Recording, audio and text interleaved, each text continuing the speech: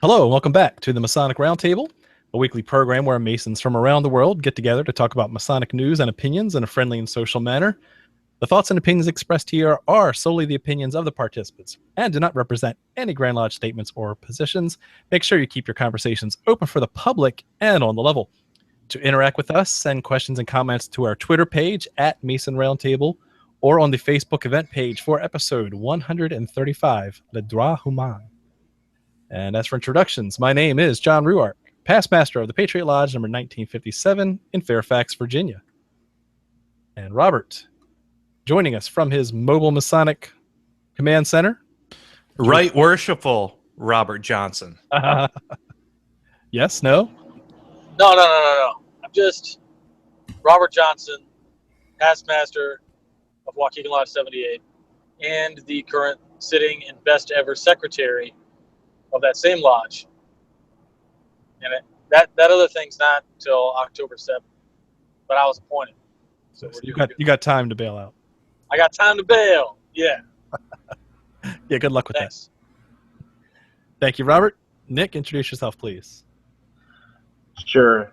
Nick Johnson, Corinthian Lodge number 67, past master, and world's worst recorder of the Farmington York Red Bodies. It's true. He's a guy who played recorder in elementary school. Did you play the recorder? I played the MASH theme. It was amazing. Let me tell you. Do, do, do, do. Good stuff. Juan, introduce yourself, please. Hello, everybody. Juan Sepulveda here of Orange Blossom Lodge number 80 and the host of the Winding Stairs Freemasonry podcast. Thank you, Juan. Jason Richards. Hey, everybody. Jason Richards, Senior Warden and past nothing of Acacia Lodge number 16 in good old Clifton, Virginia. Thank you, Jason. And our special guest for this evening is, Sister Elena Llamas, the Home Lodge 524 of the International Order of Freemasonry for Men and Women, which is under Le Droit Humain. We'll talk about that in a minute. American Federation Director of Public Relations for PhoenixMasonry.org. Thank you for joining us, Elena. Hi. Thank you for inviting me. Awesome. And first and foremost, I want to say thank you very much for giving us a great interview on Freemason information and Freemasonry.org. So PhoenixMasonry.org for what you. Thank you. Well, thank you for being my willing victims. And now the round table has turned. Hey, now I'm here. Nice. Okay, let's go right into Masonic news this week. Jason will not let me live down the fact that I keep promoting the Mid-Atlantic Convocation of Academic Lodges. That's right. If you're sick of hearing it, it will be over this Saturday. So join me and a couple other academic lodges being hosted by the Patriot Lodge number 1957 and the Colonial Lodge number 1821, where we will meet at the House of the Temple and the DC Scottish Rite on October 1st to talk about really cool stuff. Cool stuff including how to form an academic lodge and other Masonic education topics. So hope to see you there. It's not too late to register. Go to academiclodge.org, hit the registration link, and get it in by Friday, and we'll hope to see you there. Good stuff. Next on the topic this week is that we have lost a brother, and that brother is kind of been known in various circles, specifically for mixing sweet tea and lemonade. That's right. Half tea, half lemonade. Have yourself an Arnold Palmer. That's right. Golf Hall of Famer Arnold Palmer has died at the age of 87. And he was a member of, according to the internet's, Loyal Hannah Lodge number 275 in his hometown of Latrobe, Pennsylvania. So we've lost another good one. So you guys saw that. Anything else that popped out in any of his obituaries, memorials, etc.? Well, that brother, even though I don't play golf, can you hear me well? Yes. Okay. Even though I don't play golf, he plays an important part in my in the history of my life because my two children were born in his wife's hospital. Arnold Palmer and Winnie Palmer, they have neighboring hospitals, one dedicated for the the care of children, and the other one I know has different branches, including cancer and all that. So there's a very nice complex here in Orlando, and that's where my 2 children were born. So I was a Mason at the time, so I would walk through the halls knowing that part of this is it's part of the labor of a brother. So that's something that's very fulfilling to see. So he'll be missed. Very cool. And last but not least, anything else to add on that? Hearing none. I don't think so. Other than the Ryder Cup is going on in Minnesota. Actually, I think a lot of people are remembering Arnold Palmer here, especially just because the tour is going on, and he was here. So it's just kind of sad for everyone. But I guess that's 87's a great evening. Really is. Yeah. So last on the topic for tonight is, according to Freemasons for Dummies, the UGLE has chartered a new affinity lodge, a boating lodge, which would be Spinnaker number 9932 on the Isle of Wight, especially geared for area Masons interested in boating. So we have a boating lodge. You like it? Join the boating lodge. I heard there was some initial consternation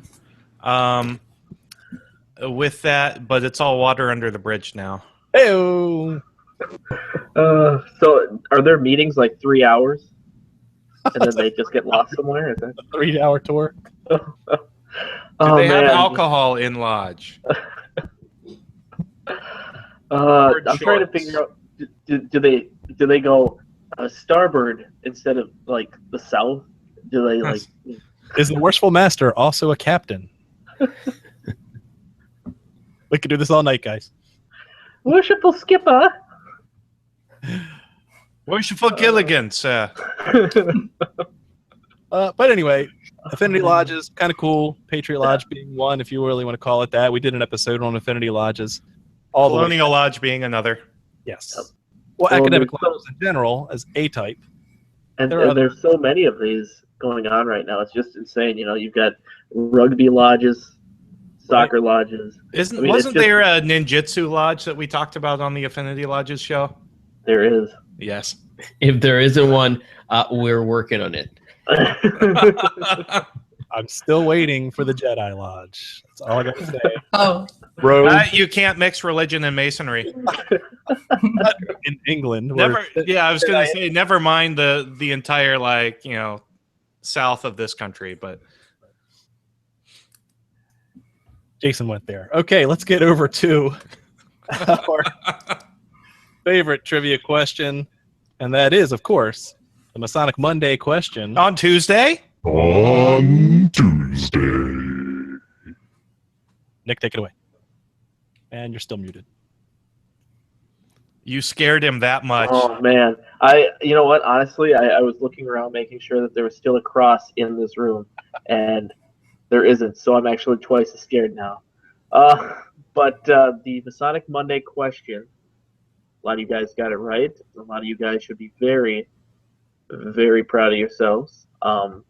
And the answer was there were 4 Grand Masters that were signers of the Constitution.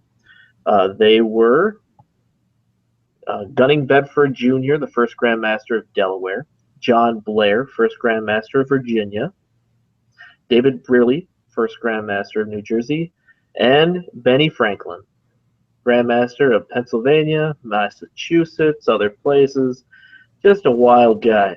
Backed the wrong horse in the schism. Yes, he did. Did he ever get reburied? Do we remember that? Did they Masonically bury him again? Mark Tabbert schooled me on that last year. Or no, earlier this year, and I, for the life of me, can't remember his answer. So RJ gave some thumbs up. Looks like RJ. Yeah, Prince Hall Grand Lodge, which I believe was a legit Prince Hall Grand Lodge that was recognized in that state, did perform a Masonic burial. Well, good. No, wait. Never mind. I'm mixing that up with something else. Uh-oh. But yes, a Grand Master, I think, did do that. So does he go to heaven or not?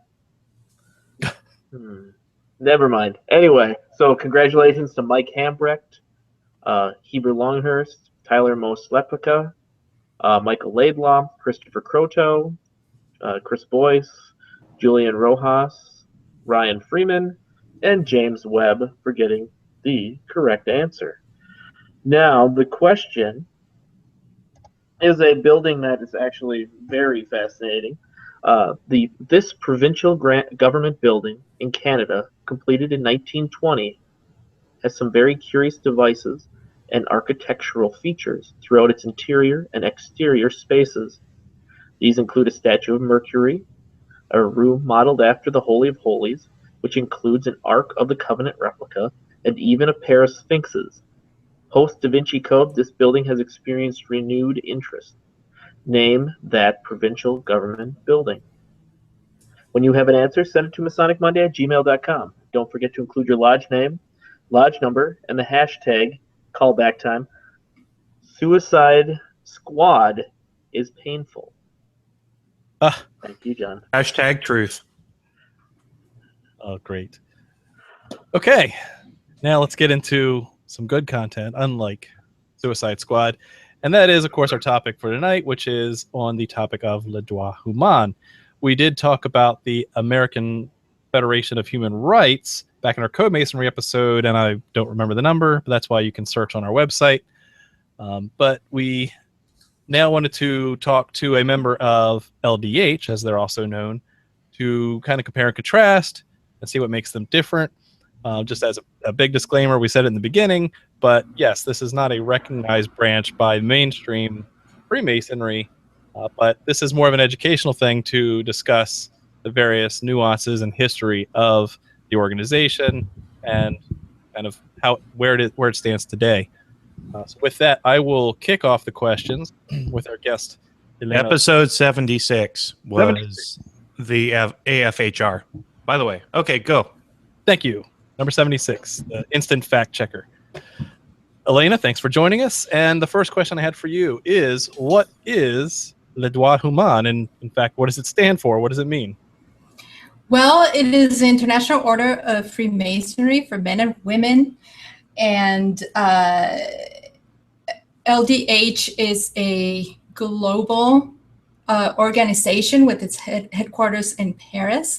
And it's exactly what its name sounds like. It's Freemasonry for men and women. And it also includes, no distinction of national origin or race and all of those. It also makes no distinction among the genders. And it traces its early origins to the 1880s, but I wanted to kick off its history with something that not a lot of people connect to LDH because it's not directly linked to it. One thing did not lead to another directly to LDH. But I wanted to start with the premise that Co-Masonry has always existed since the beginnings of Freemasonry. Oh, and really? Yes, I'm currently investigating the Occultist Masonic Order, which again cannot be traced directly to LDH, but this is 1730s, very close to the date for the creation of the United Grand Lodge of England for you male Masons, and this is a breakaway Masonic order, if you will, that developed in Poland and Germany, and it's occultist because its leader, Count Frederick August von Bauheim, I'm in a murder. I'm not a good, pronouncer, so just beware.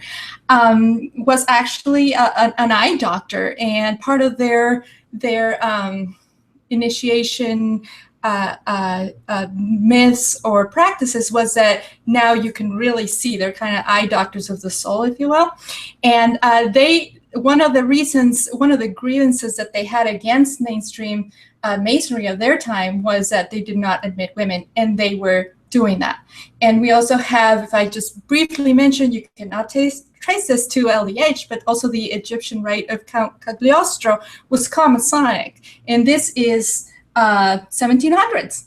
And so the issue of female Masons mixed together with male Masons, not just female Masonry, but the mixed genders, has always been there in discussions, debates, and in practice. But LDH itself traces its origins to the 1880s of France.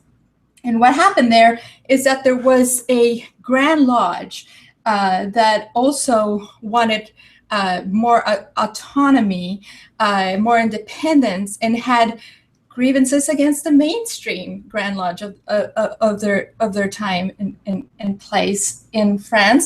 And they were called the Symbolic Grand Lodge of France. And they originally consisted of 12 lodges, about 700 male craft Masons. And within this lodge, which did not survive, there was a leader called Georges Martin. He was a doctor, and he was also a politician. And he brought up the issue, hey, why don't we make this Co-Masonic, right? It was the times in France and in Europe, really across Europe, were times of, that first wave of very strong women's right movement. And there were a lot of social and political causes that were growing out of industrialized society now. A lot of workers' rights and unions were forming, and even children's rights. There was a lot of social advocacy.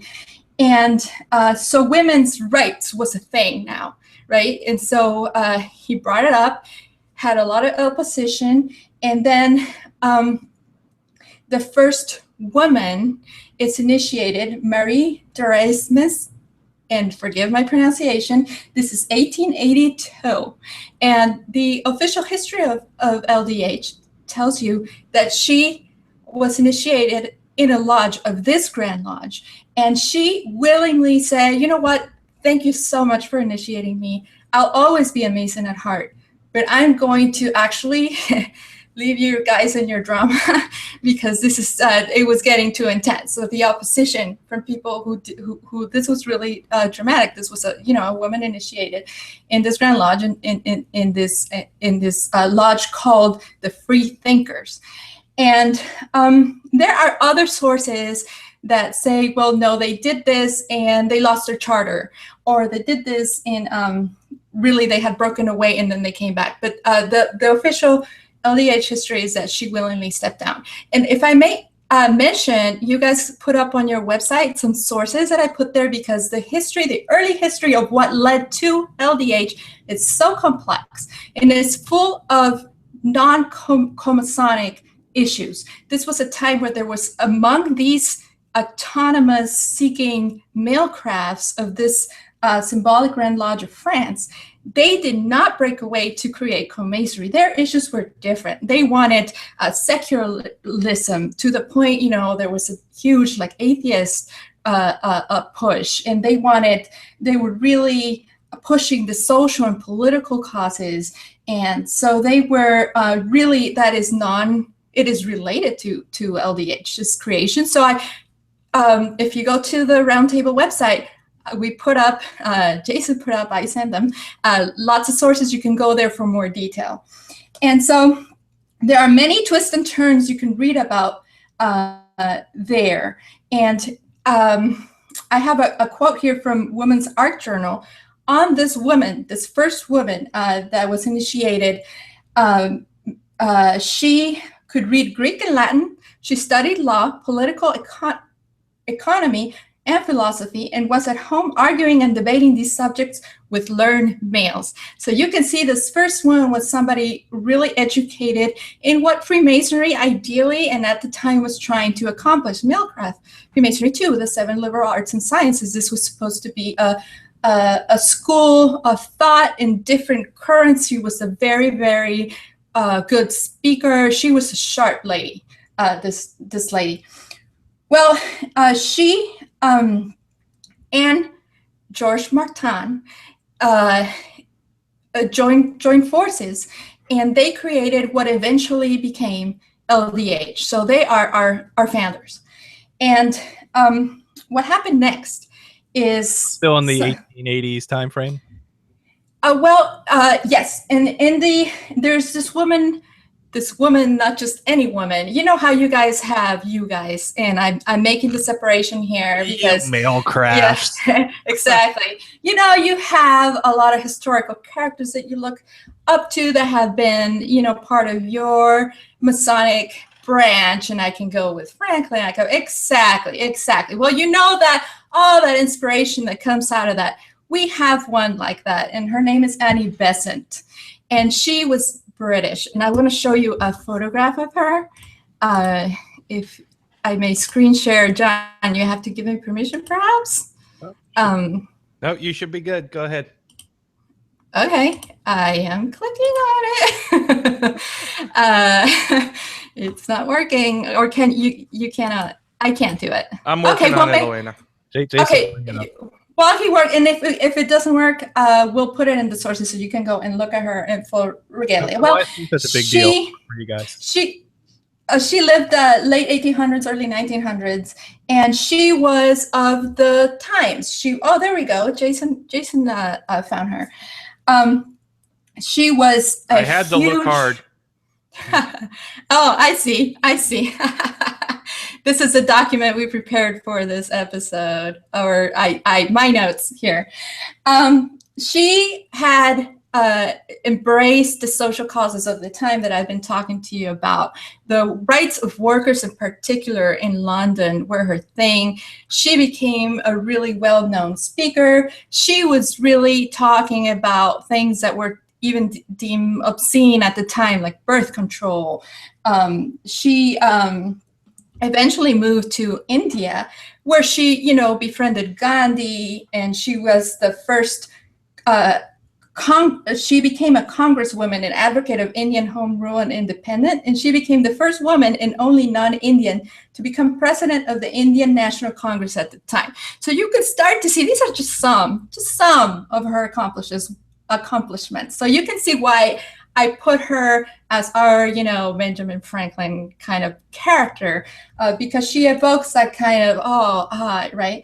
And in a lot of her career, right? She was also very controversial. She started out very religious. She married an Anglican clergyman, thinking, this is a great path for my spirituality. And then she found herself serving tea and being, this role that she just could not take it anymore. And she became an outspoken atheist. And so from there, she finally settled. So was this before she became a Freemason? Yes. She became an atheist? Oh, yeah. She was an atheist for a while, an outspoken one. You can find a paper of on that she wrote that is well known about why she's an atheist.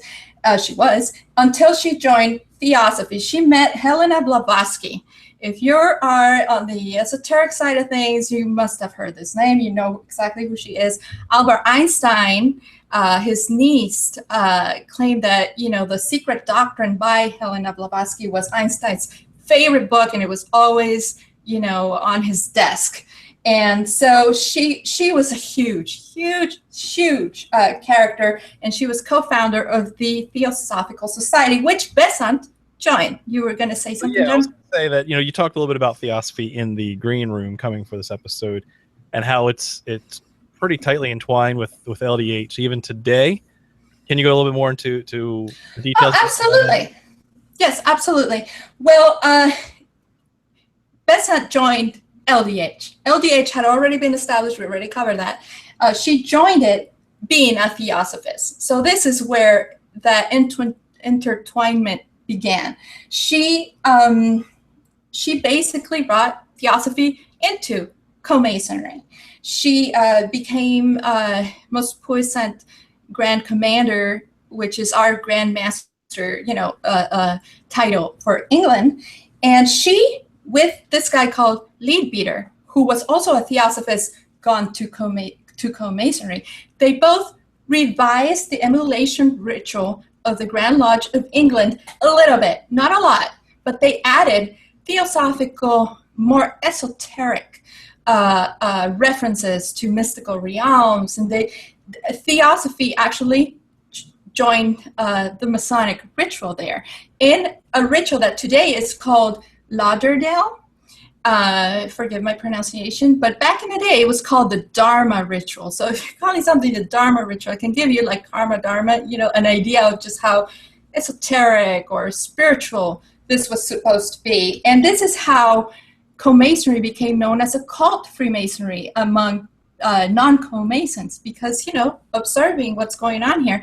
But LDH... So while we were interested in like Red Skelton's Ode to the Flag, you all were actually getting to, some of the founding ideals of the Masonic fraternity, which was, exploration of mysteries and Enlightenment philosophy. Yes, Annie Besant.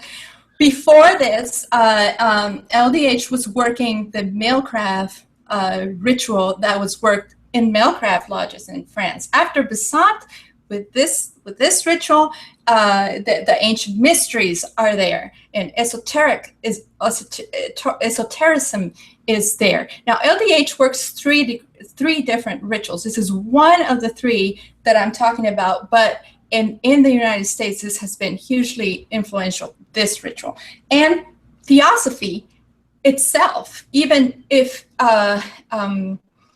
a lodge, by the influx of Theosophies that have come into Co-Masonry, even if you're working another one of the rituals, even today, you are more than likely going to meet, Theosophists in Co-Masonry in general. So can you talk about how LDH is today? Then, how does it operate? How big are you? And how did it come to America too? Because we haven't gotten to that part yet either. Okay, well, let me touch on the American part because it fits nicely here, the transition. LDH in America was started by a French immigrant, Louis Gassou. And he was, before he became a Freemason, a Co-Mason, he was a mine worker. He was a mine worker afterwards too, but he was a mine worker by trade. And he organized a union, became very popular, a professor, a Mailcraft professor of the name, Anthony Muzzarelli. It sounds like mozzarella. No, Anthony Muzzarelli was... heard about him, and he was he was a member of the Grand Lodge of France here. Remember the times, this is early 1900s, there's a lot of immigrants, and they had a lot of immigrant lodges. And so he hears about it and says like, hey, why don't, there's this thing called LDH. I want to like get you started on a lodge. It's your pick. Do you want to go with the Grand Lodge of France, or do you want to go with LDH? And Louis Gassou and 15 of his mine worker buddies said, we want to try LDH, largely because we can join with our wives. And because they held those values of equality among the sexes, and all of this activism had already, it was here as well in the United States. So they founded this French-speaking lodge, which existed until 1973. And then 6 lodges were formed the next day. And when I'm talking about LDH, American Federation Lodges, because that's the choice they did. And there was one in Slavic, one in Italian, and one in English, and 3 working in French. And then Besant came to America. And when Besant came to America, she's British. She brings her Dharma ritual or Lauderdale ritual, and she starts founding lodges here in the United States. And so when she did that, you had 2 types of lodges in LDH. You had the mine worker, the miners lodges, and then you had the ancient mysteries lodges working with Besant. And the mine workers were actually, their business was social. It was unionizing. It was workers' rights. And Besant was on to esoterics. And so gradually, largely because of the language, but also because the Besant's ritual took off, they Besant's became more popular, and the other speaking language, the lodges speaking other languages faded out. And so you mentioned about how is it today. I recently visited Crotona Institute of Theosophy. This is Theosophy. It's a huge school of Theosophy near me. And they have a huge Masonic lodge where Besant was herself. And so That is not the norm, but it is something really cool that I got to see. I got to experience that. Oh, I'm in a Theosophical institute, but look at this Masonic lodge. So that was a really cool experience. And so when the American Federation was created, it was called the North American Federation, and it consisted of Canada, United States, Cuba, and Puerto Rico. And Castro actually banned all Freemasonry in Cuba, including LEH. And so, and Canada, developed its own federation. And so now we're the American Federation, and we're here in the United States. And your other question was? Right. So okay, well, I keep talking. If you don't have questions. No. Wait. We have a question. We promise. Okay. Yeah. So what does it look like today? I mean, how many members do you have internationally? How do you operate? Like, do you operate as lodges in the United States, that kind of thing? Yes. We have 22 Blue Lodges in the United States, and there are 937 worldwide. And worldwide, we have 30,322 members to be exact. So it's a smaller operation than Millcraft Masonry, for sure. And how we operate in federations. The International Constitution is very, very, grants a lot of freedom to each federation. The federations are allowed to self-rule. It works here in the LDH American Federation. If you ask me, we know that our most puissant Grand Commander, or I'll just call him Grand Commander, if he doesn't kill me, he goes to Paris a lot, and we know Paris is there, but we don't have it's really the United States Federation making, the decisions and all of that. There's a lot of freedom. It really does work as a federation is supposed to be, independent, sort of like independent bodies under one umbrella, which is headquartered in Paris. Very cool. So the next question I have, and just kind of keep it going, Juan, looks like you had one ready to go. Yes. I want to know a little bit more about this federation structure. What kinds of things would the central office get involved in? Because, there will be flexibility, but I'm sure there are things that are overarching that they would handle, right? Yes, there are administrative edicts of, this is something that is very particular to the Grand Commanders of each federation.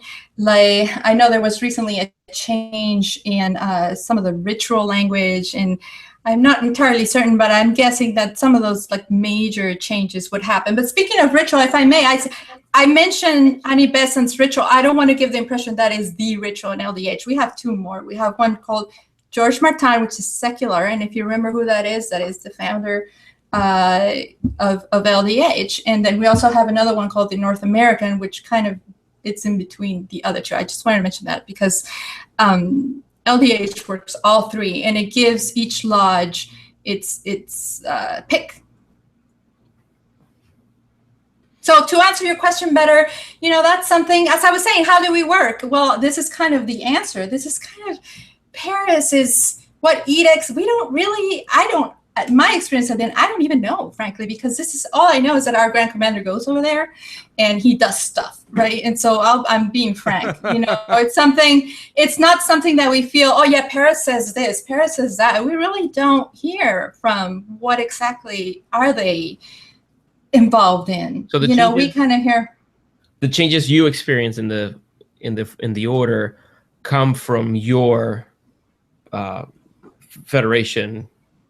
There's a lot of freedom granted, and that extends to the lodges. LDH gives a lot of self-rule to each lodge too, and each federation and each lodge. So, Elena, about how big is the typical lodge size? Do they vary, or do they kind of have a set number of Masons that they admit before they try to spawn off a new lodge? How does that work? Well, there's something called a triangle, which is a pre-lodge, and those you need 3 Master Masons to get them started, and they need to be, you know, close to each other to meet regularly. So that is how typically a lodge will grow, and the sizes vary. If you the New York City one, you know, you're going to have dozens of members. The Ohio one here out near me, you know, you would say, well, I don't know, I'm just going to throw out a number, 18 to 20. Maybe, you know, those are metropolitan places, but you do have triangles meeting, which are small. And so it really varies on the city. And while I'm going to regress a little bit to our prior conversation about the freedom to rule, to self-rule, I have to say, I'll just throw in this comparison or this thought, you know, because as Freemasons, we're really good at seeing when we feel oppressed or we feel our freedom of thought or conscience or of speech is being infringed by this umbrella organization. We don't have that in LDH. We really don't. It does, as an organization, it does a really good job at keeping the free in this whole thing. There is no, me, for example, you guys, you know, you interviewed with me. I do PR work for PhoenixMasonry, and I don't have LDH monitor me or silence me or go, hey, you know what you mentioned, and, you know, nobody from LDH is going to watch this show and say, hey, you know, and I'm saying it There's was a first time for everything. Yeah, now I'm going to get it, right? No, you know, in general, and that's a complaint, you know, I hear from outspoken male craft masons. So I just wanted to say, you know, sometimes it's good to acknowledge when an organization is doing something right, and LDH is doing that right. We have problems. I'm not saying we're perfect, but we don't have that problem. Well, I have to ask about the elephant in the room, which is, Sure. Again, comparison to the American Federation of Human Rights. Sure. How are you guys the same? How are you guys different? What's your relationship and all that? Well, I'm glad you asked One question that. at a time, John. One question at a time. Where were you on the night of June 15th?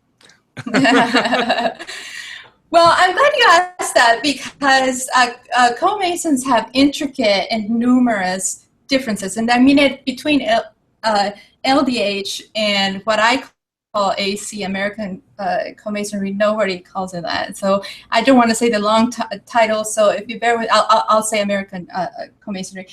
There are differences. One institution grew out of the other, right?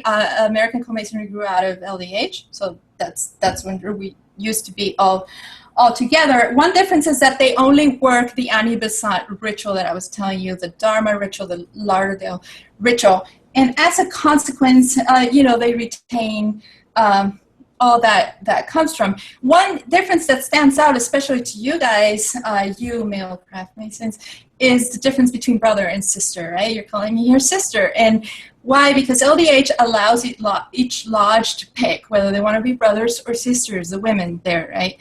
Not the men.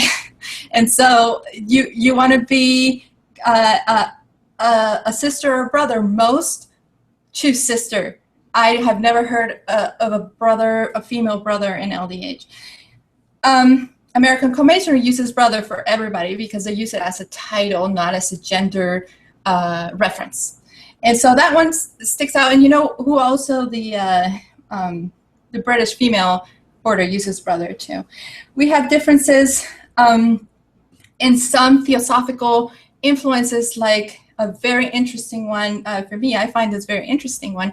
American Co-Masonry retains a strong theosophical practice of having the Count of Saint Germain for esoteric people who know who that is, alchemist, magician, miracle man.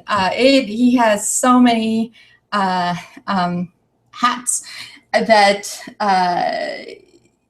he's a magical person, or he was, if he lived even. He's a very mysterious person. They have a portrait, if I may show it, Jason, if this doesn't work, because I actually brought one, but it's not working.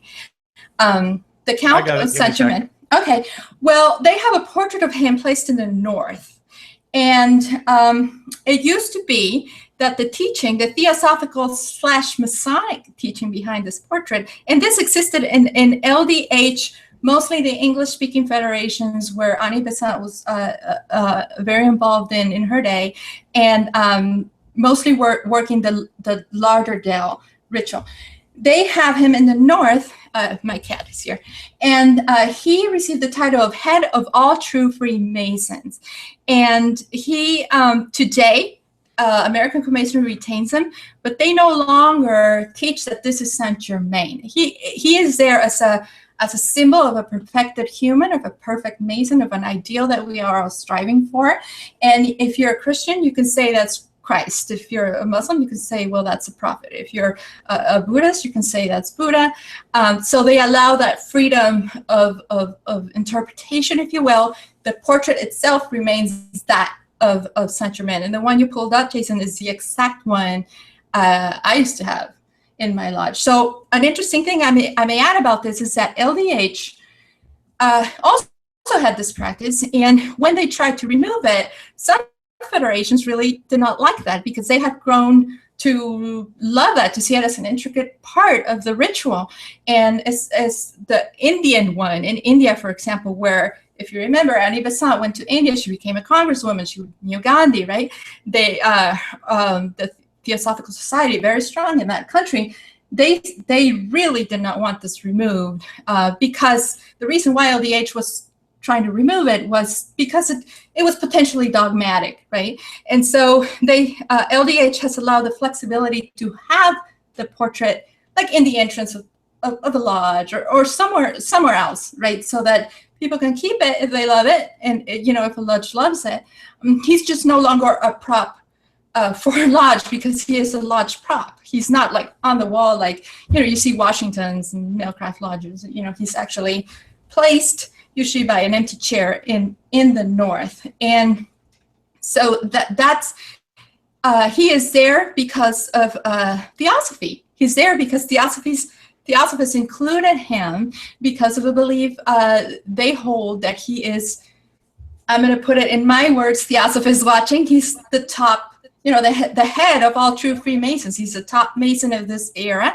And so he's has a special place, in Theosophy. Okay. And did you say that there's a place in did you say the east? No, I said north. In the north. So there's an empty chair for him? Yes, and in American Co-Masonry. Now, in historical Co-Masonry, LDH included, he had various places, one of them being in the east. But today you find him in the north in American Co-Masonry lodges, again with the interpretation I already gave. Okay, so I think now's a good time to probably interject and come in and say that social media was light, a lot of good comments and information shared on our Facebook event page for episode 135. But I think we could probably start to wrap things up and let each of the hosts kind of ask a few questions to Elena as they give their final thoughts. So we'll start with Nick Johnson to his questions and start to wrap things up. Well, and it seems listening. I kind of wanted to listen for the most part, just because I was trying to understand. But it seems very much that the Droit Humain follows in those concepts of liberté, égalité, fraternité. Those principles within French society that were so embedded. So when they actually were focusing on this creation, obviously this is born from so many different struggles within France for the female identity. I'm trying to figure out how to ask this question, but was this just a response that was just short-lived at the time, or was the culture shifting in such a way within French Freemasonry that it was on its own path just to escape and create its own thing? You mean when the original dispute with the Symbolic Grand Lodge happened? Yes. This is a part where I referred you to sources because there were lots of disputes, and they mostly centered around secularism. There was a lot of social causes for workers and women there also, but that history is so intricate and there's so much to learn that I felt perhaps in the interest of time I would link sources. But what you said short-lived, no, it was not short-lived. Still today, the Spanish Federation of LDH is because LDH allows each federation, if you want to be social, if you want to go into causes like you're talking, you can today. I haven't seen it in the USA. I haven't seen, people in full regalia with the LDH logo marching in the streets. This happens a lot in Spain. I speak Spanish, so I'm a fan of their Facebook page, and sometimes I go, oh, okay. Like causes that are really, to somebody who's not accustomed to seeing this social activism married with Freemasonry, it can be kind of shocking, but it still lives on today. Yeah, not short-lived. Sure. Well, yeah, exactly. And it was kind of interesting. I was reading just the first line that the American Federation puts on their main page, and it's the concept of works to the glory of the great architect of the universe and or to the perfection of humanity. And it seems very interesting that it works down from, we're humanist in this respect, and then we work our way down to different issues. But it seems like very focused on the ideas of we're trying to free ourselves from this dogmatic You problem. hit the nail on the head. Absolutely. That's a very sharp eye that you notice the and or. And that's another difference with American Co-Masonry. LDH works, as you just said, we have that and or. So you can be there either for the architect of the universe and the perfection of humanity, which means in reality and practice, and this does work this way, that LDH does not meddle with your beliefs. If you're there perfecting humanity, what, if anything, you're worshiping is nobody. It's very free in that sense, and it comes from that secular strong movement that we already talked about. American Co-Masonry requires a belief in a supreme power, not being. It doesn't have to be a being, but it has to be a power. So this can include deism or more Eastern philosophies, but that's another difference among the two branches of Co-Masonry in this country. Okay, and I do have one more comment I'm going to make. I'm going to add the slash of and or. But I found it fascinating when you were discussing the concept of triangles. And, it really does focus on that liberté part, where it's like, it's so interesting to me because, existing in this male craft world that I do, the idea of being able to start a body, you first have to go beg permission to do so. Then you go back down and hope that you have all your ducks in a row to then beg again to get a lodge started. And I just sit there and I think to myself, this lightweight concept, where it's, you start a triangle, you work your path until it finally builds to something else. Do those triangles often form into larger bodies, or do they just kind of function as smaller subsets for the most part? I've seen both. If you look at how people members are scattered, some of them remain triangles for a long time, and it doesn't mean that their work is less than. They still study, they still meet.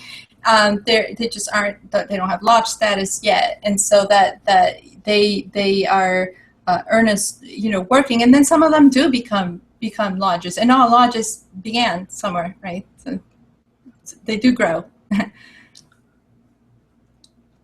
Okay. Excellent. Thank you so much. Sure.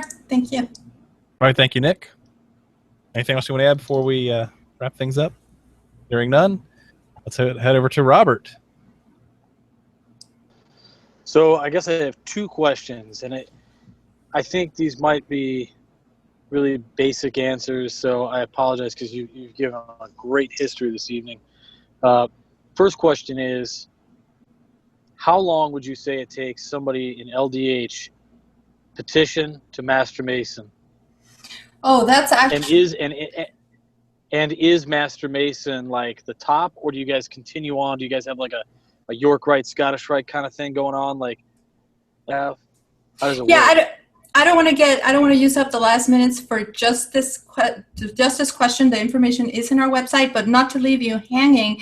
We work up to the 33rd degree. It takes 25 years on average from the time you join the institution till you get there. Oh yes, no conveyor belt, no weekend classes. Okay, and this actually means that you study the degrees, you process them, you work your behinds through them. So that is that is on both Co-Masonries. You had us at no one-day classes.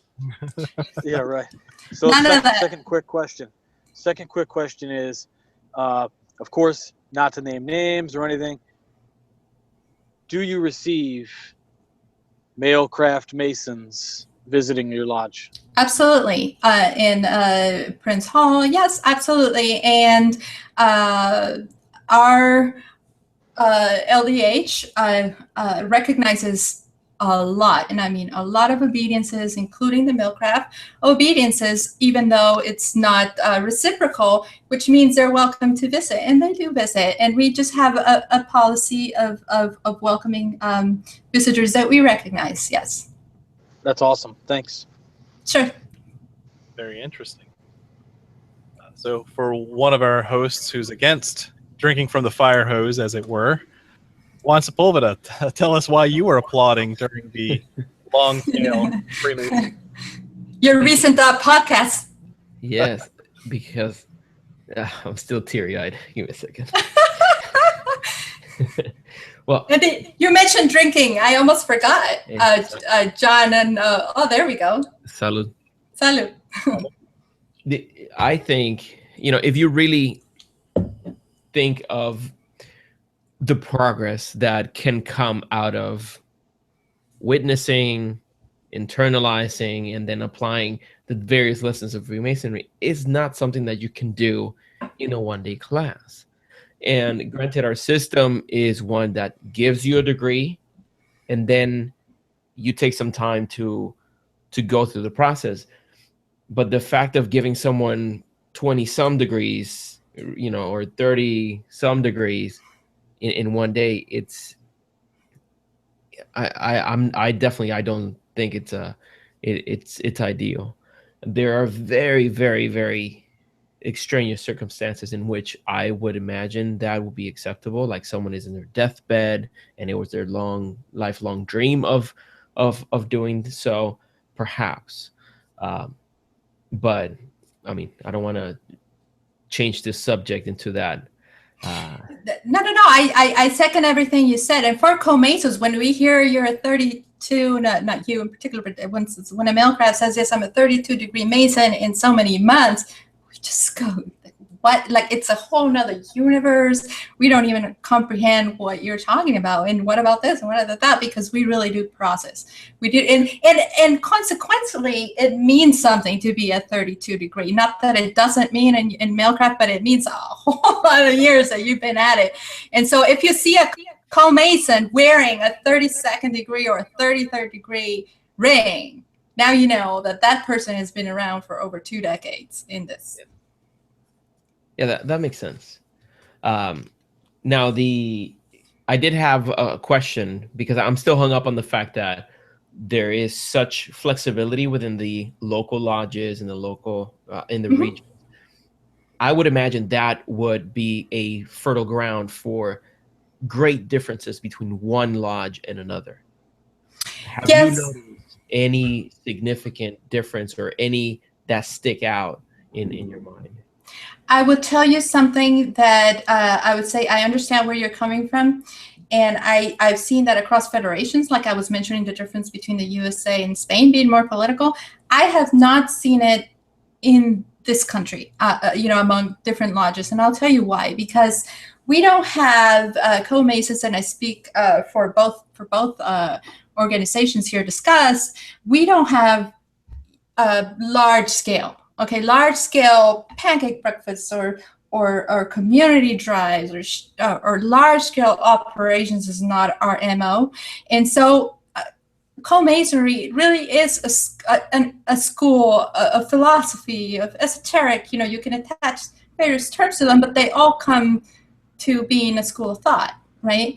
And practicing ritual. And so there tends to be a certain uniformity among people who are Co-Masons. And forgive me, the audience, we are very diverse. We have no discrimination of any kind in LDH.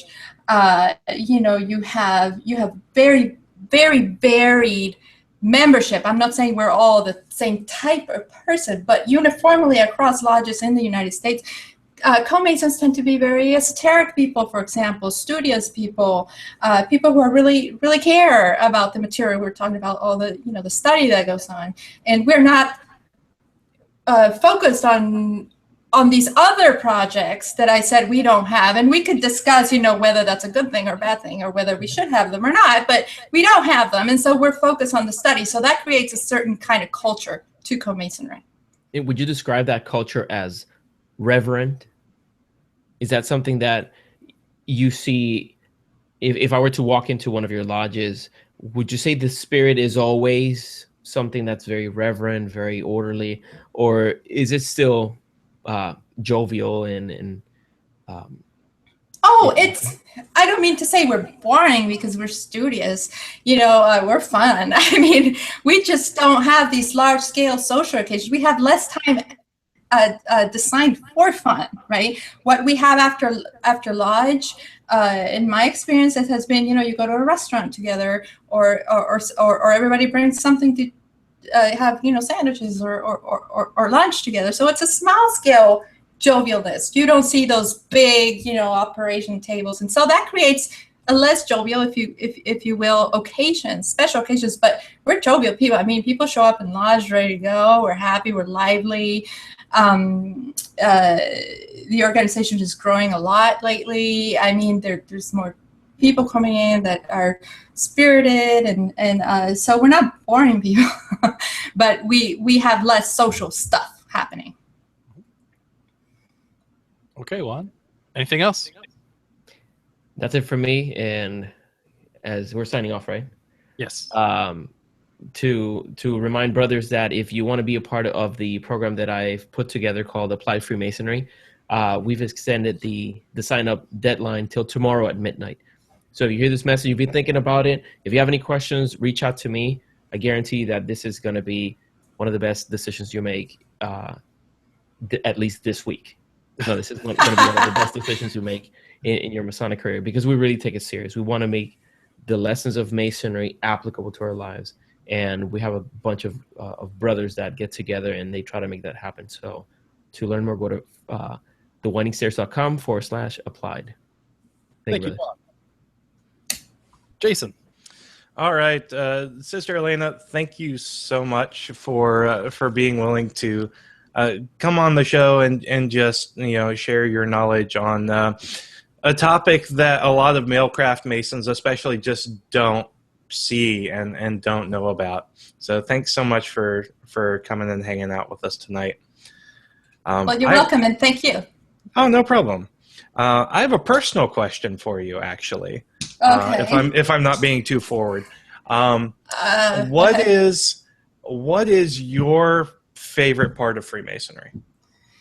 My favorite part of Freemasonry are the discussions with the brothers and sisters. The discussions related to the ritual and study, but that go off in all kinds of directions. I live for those. Currently, I meet twice a month with a group of Master Masons who are wonderful. Hi, if you're watching. And we just talk about the ritual. It's based on the ritual, but we study a lot, and it's wonderful. I love those. That's my absolute favorite part. And thank you for asking. Oh, no problem. No, that's great. You've been a font of knowledge tonight, so we can't thank you enough, especially for all the work you put in leading up to this episode.